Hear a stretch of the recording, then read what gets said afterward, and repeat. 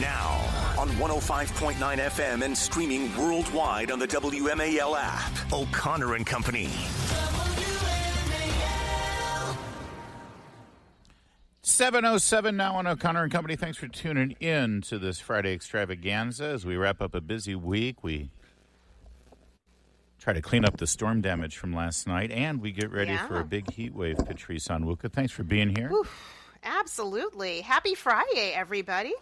Coming up at 8:05, Chuck Thies, DC political analyst, talk about what's next on the RFK Stadium plan. And then at 8:35, Andrew Galili. Now, he's with the National Union for Democracy in Iran. There is an infrastructure here in America hoping for the day when there will be regime change in that great historic nation. Yes. And Andrew will come in and explain exactly what might happen on that day. Terrific. Joining us right now, one of our favorites. She's now with the Heritage Foundation. She was with the Department of Homeland Security, and she can shed a lot of light on what, frankly, is a pretty noisy situation with a lot of misinformation with regard to the current raids that are going on targeting illegal immigrant criminals. And also what we saw yesterday with Bill Maloogian's report, we talked about it a little earlier, with this DCAT policy. Her name is Lora Ries, and she joins us now. Lora, thanks for joining us. Well, thank you for having me on. Before we get to this DCAT issue in particular, there's a lot of misinformation here with regard to who is being targeted right now. The Trump administration has always made it a priority to go after criminals who are in this country who have a criminal record. And, of course, because these sanctuary city policies are in effect, that means a lot of these criminals are not being detained. They're actually out amongst the community, and anyone who is consorting with them or caught up in these raids, they might get deported too. But you're hearing a lot. What do you know here with regard to the number of people who are being apprehended and deported without a criminal record, or at least without a criminal conviction? And are they the ones who are being targeted right now, or are they just sort of in the room when it happens? No, Tom Homan, the border czar, has said two things. One, that anyone who is deportable is on the table, and no one should feel safe from deportation. He has also said that they are starting with the worst of the worst, or the worst first. And so that is who they are going after. Now, because of these sanctuary policies, if ICE isn't allowed into state or local jails where these same sanctuary jurisdictions already decided a criminal alien should be detained for a crime, then ICE has to find these people on the street, which means other so-called collateral aliens or, deportable aliens who ICE wasn't necessarily looking for, but if they're hanging out with their target, they too can be arrested and removed. So, Lora, interestingly, I'm looking through some of your social media threads here on this issue. Are there ways to reform things like CAT and some of these other policies in ways that, can reduce the amount of fraud or the abuse where you have people who are absolutely demonstrably violent criminal, illegal aliens who need to be removed but are gaining protections that they shouldn't and they're able to stay? What reforms need to happen? Yeah, when I first started in immigration, I was very surprised to learn, and now Americans are seeing it as well, that aliens can apply for immigration benefits on their way out the door and prevent their own deportation. Even though they didn't apply for benefits to come here lawfully before they arrived, they didn't apply for benefits once here with DHS. And so what happens with Convention Against Torture is aliens will stack that on top of asylum and tell an immigration judge, I want to apply for asylum, I want to apply for withholding of removal under asylum, and I want to apply for two different types of protection under the Convention Against Torture. I mean, it's almost like ordering from an a la carte menu. That's what it felt like when I was in court hearing this. And so a couple things. One, the two forms of relief under the Convention Against Torture have no real difference. There should really only be one form of relief. And secondly, this is something that ICE should be deciding, not an immigration judge, because all the alien is getting is non-removal to one country. And that's something ICE can decide, and yet all of this clogs up our immigration court system. Well, and this was, this is what we saw under the famous case of the Maryland man, Mr. Abrego Garcia, that he was allowed to stay here or at least not deported to El Salvador in particular. But if you're a gang member and you make the claim in this immigration court to a judge that, listen, if I go back to El Salvador, the rival gang will try to kill me, do you suddenly deserve American protection at that point? No, and this is where, at least in the context of asylum, things have gotten so watered down over the decades. The intent originally was supposed to be that it is a government persecuting you, but it has turned into some entity or individual that the government supposedly can't control or won't control.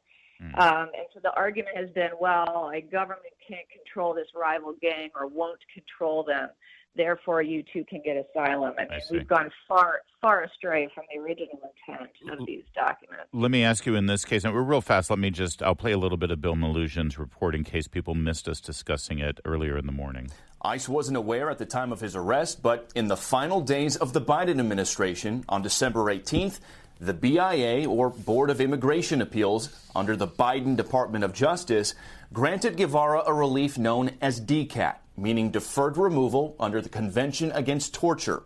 It means Guevara can't be deported to El Salvador because he fears being killed or tortured.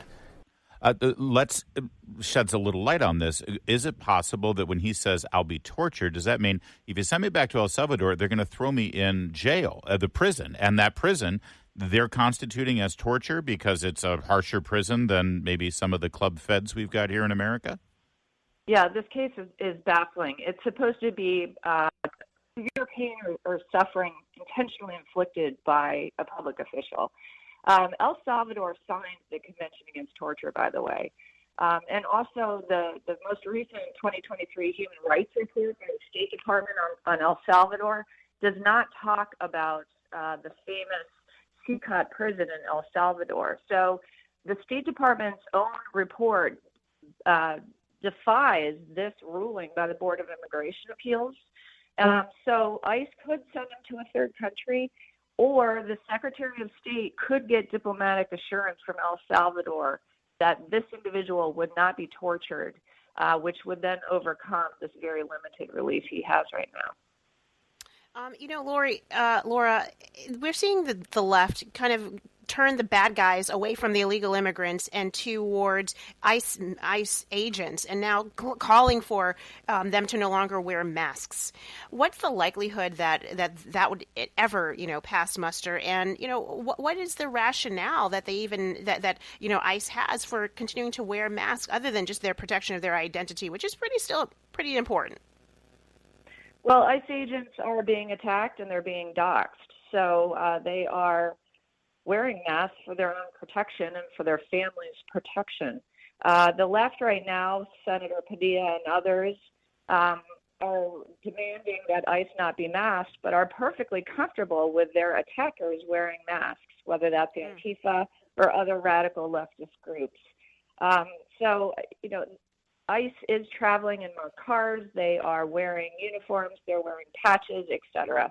They're identifiable as law enforcement, whether it's ICE or another federal agency. So the fact that they're wearing masks is for their own protection.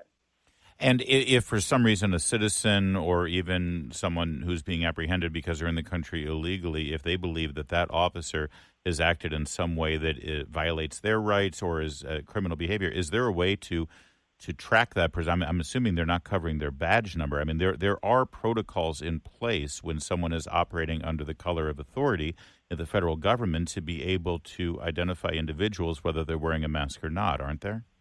That's right. And we saw this in 2020 with the raids. The left made the same claims. And yet the federal agents did have badges on or patches on. They had identifiable marks to show that they were federal law enforcement. So, it's just the left making false claims, gaslighting Americans, and trying to drum up more emotion and more opposition to ICE to prevent more deportations. If anything, a badge number is a better identifier because you say a badge number, that'll give you the person's name and everything that you need to know about them.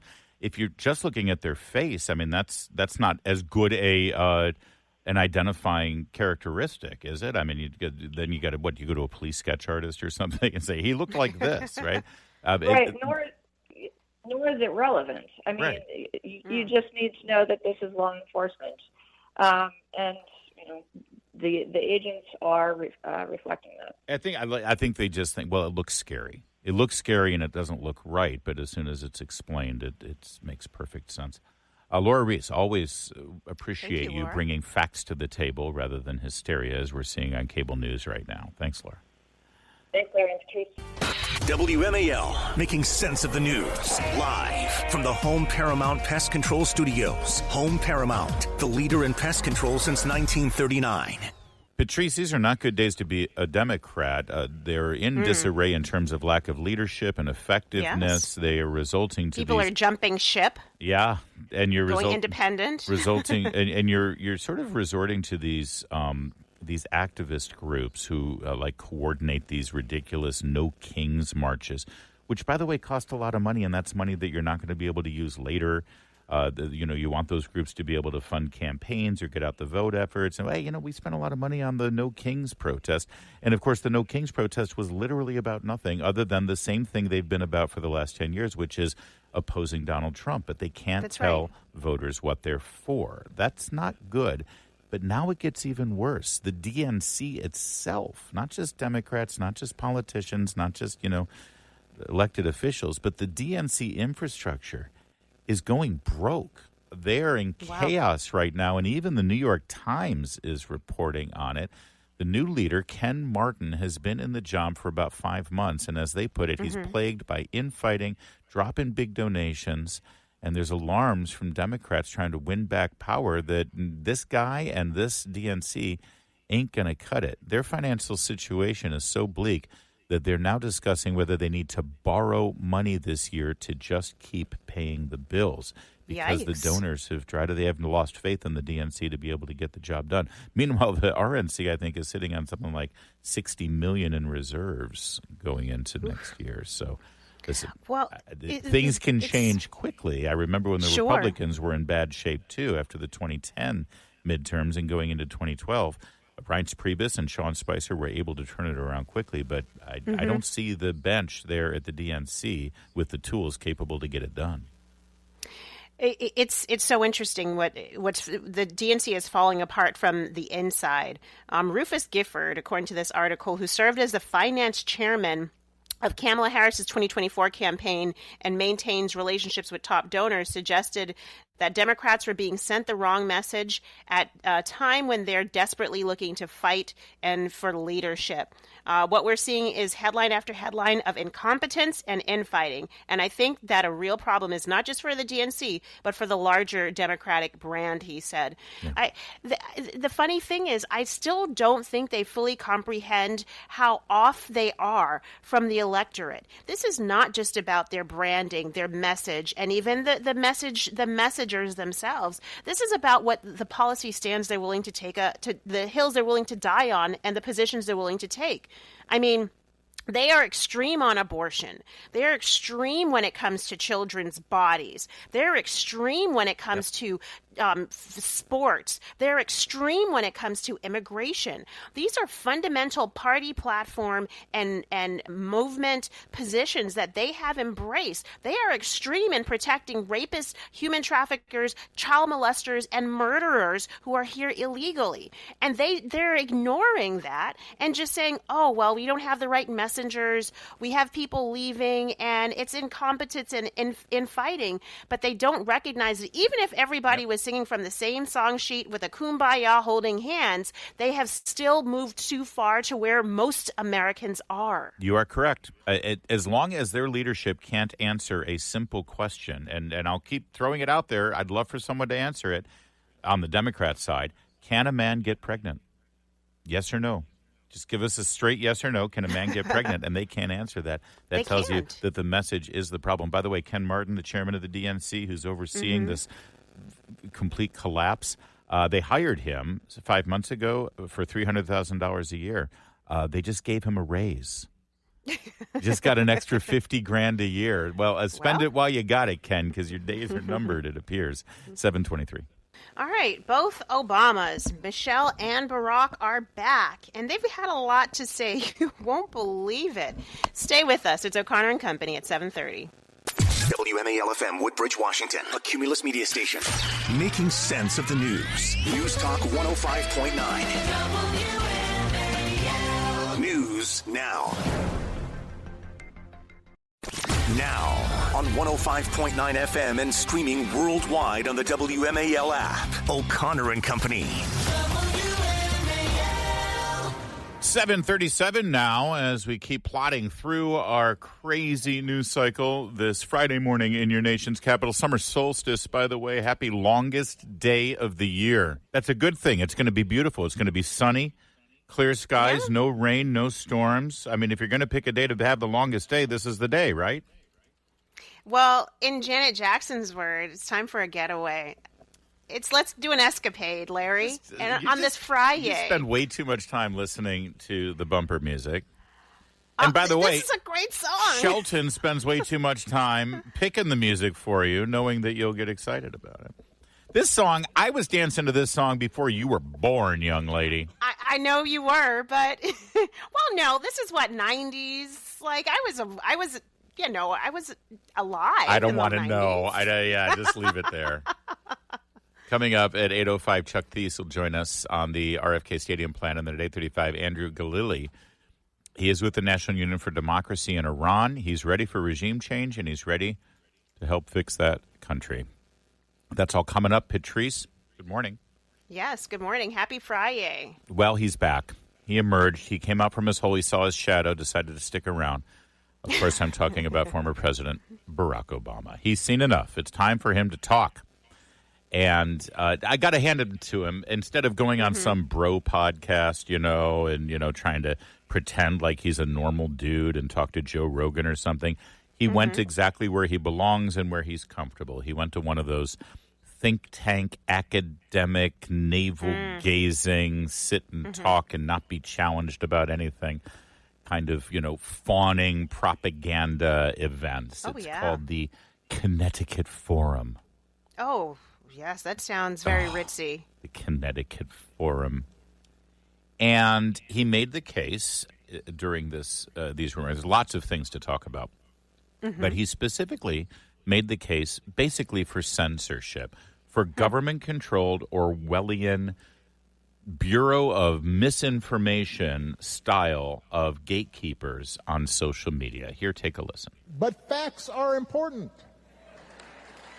Because if you can't, and I think one of the most pernicious things that has happened is we have a situation now where we're not just arguing policy or values or opinions, but basic facts are being contested. And that is a problem. Because then the marketplace of ideas of the democracy don't work. And we're now in a situation in which we are having these just basic factual arguments. And that further undermines trust. And those in power, those with money,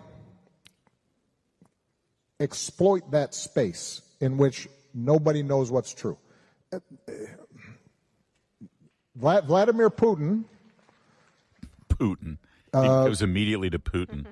Because everything he's saying right here, I'm thinking, yeah, you're right. The federal government has more money than anybody. And then from there, you can talk about all the corporations that bolstered Kamala Harris and Joe Biden and Barack Obama and the deep state.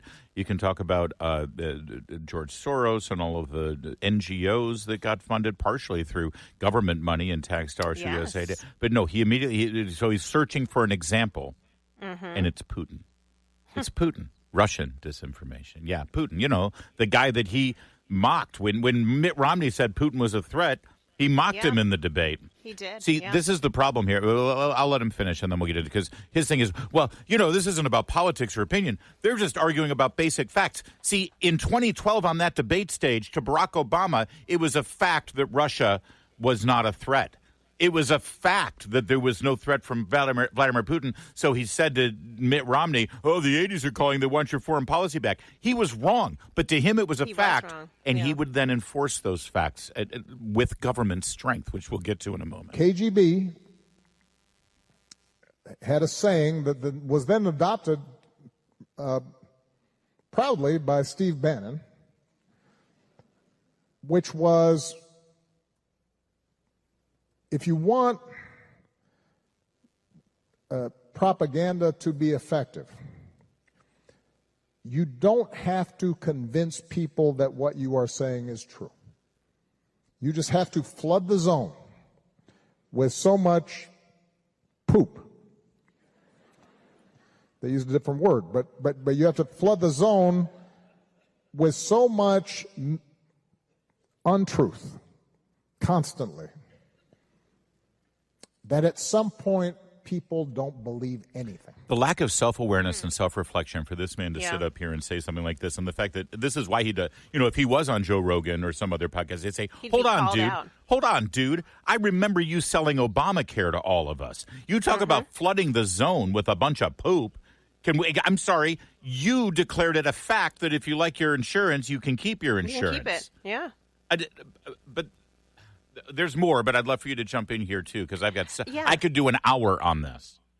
Barack Obama, I think what he's seeing is the unraveling of not just his legacy, but also the democratic infrastructure, the liberal infrastructure that I feel like he created, and feels like everything is falling apart. He was able to cobble together a really impressive coalition of lots of different people, and that has fallen apart, and he doesn't know what to do next. And so right now, flooding the zone with poop, we know that that's what they've done.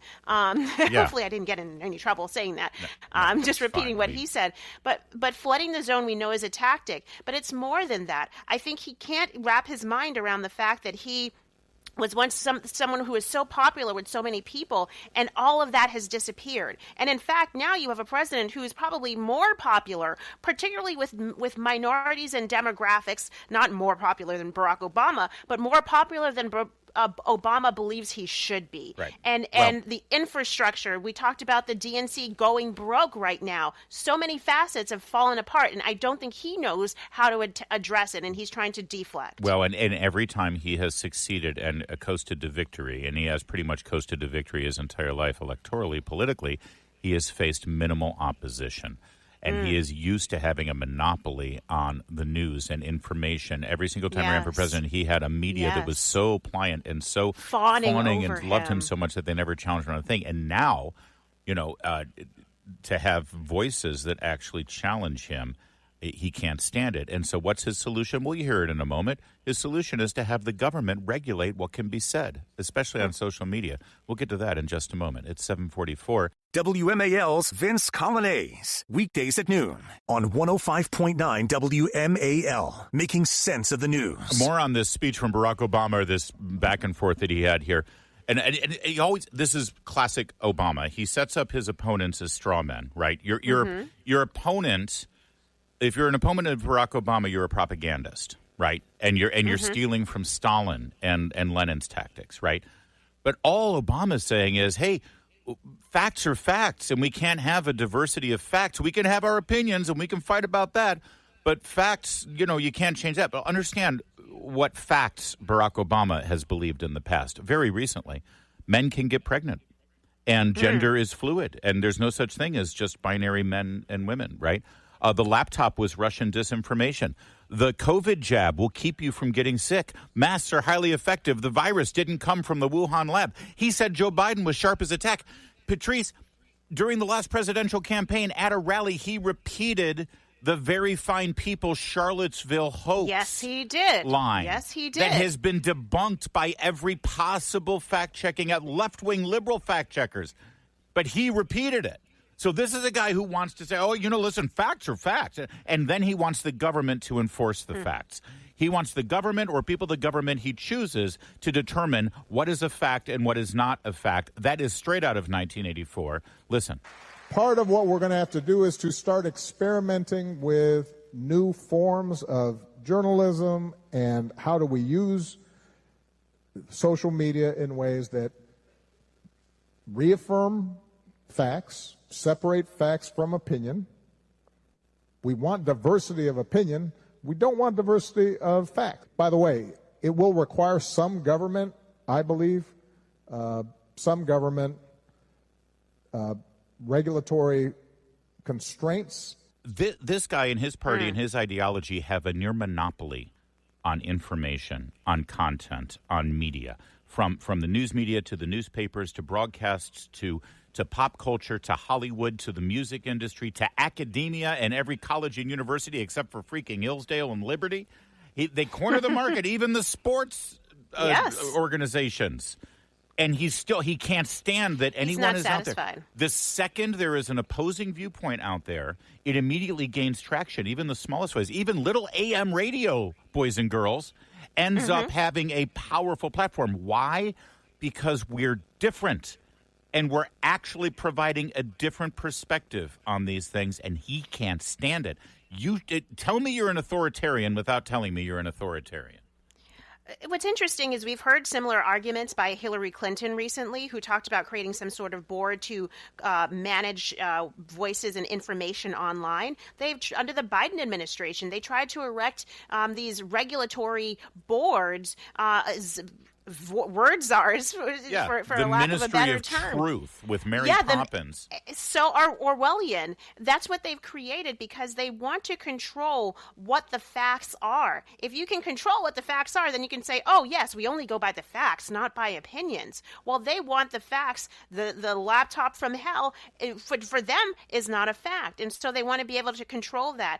That can backfire really badly when they are not in power. And let's say you have that ministry of words led by conservatives who principally they would not do that. But if they wanted to, they could go after everything Democrats do and say and censor it online. We don't need the government to censor. We need the government to step back and allow true viewpoints to reign. And by the way, we need independent journalism. We need the podcasting world. We need a stratosphere of information knowledge sharing that is not just the institutions that Barack Obama owns lock, stock, and barrel because they are all beholden to him. Patrice, I appreciate that, and it's actually a really strong academic and ethical argument against this, but what you're missing is if they get back into control and they're able to institute something like this, they don't have to worry about that tool falling into the other side of the political equation. There will be no other side. That's their point. All they need to do is get in and control the media and control what is allowed to be spoken and what truth is, and at that point you're done. It's 7:54. America didn't rise by backing down. We didn't let measles, polio, or whooping cough take our children. We fought. We beat them back.